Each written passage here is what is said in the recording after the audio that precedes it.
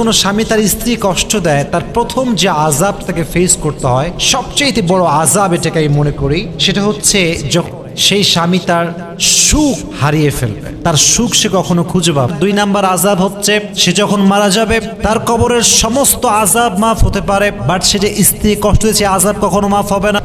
আপনার মৃত্যুর পরে আপনার যত আমলই থাকুক না কেন, আপনার সব আমল আটকে যাবে, এর কারণ আপনি আপনার স্ত্রীর হককে নষ্ট করেছেন। নাম্বার, যে স্বামী তার স্ত্রী কষ্ট দেয়, এটা পৃথিবীর অনেক বড় একটা লস। সেটা কি জানেন?